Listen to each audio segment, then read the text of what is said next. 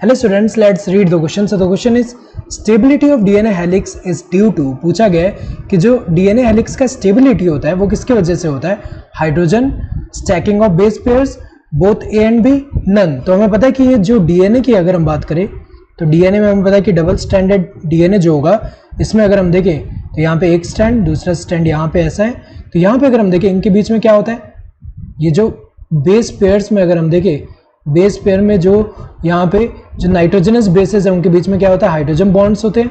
तो अगर देखा जाए यहाँ पे ये बॉन्ड्स कौन से हैं, ये जो बॉन्ड्स है कौन से, हाइड्रोजन बॉन्ड है. ये क्या है, हाइड्रोजन बॉन्ड्स हैं. और हाइड्रोजन बॉन्ड्स जो है किसके बीच में, जैसे यहाँ पे AT की अगर हम बात करें, A एंड T के बीच में यहाँ पे 2 हाइड्रोजन बॉन्ड है.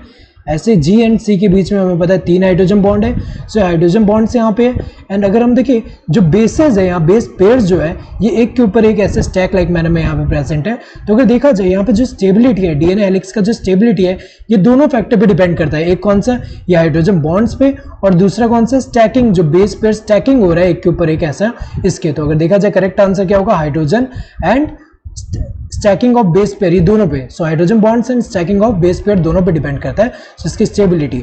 So correct answer would be both A and B.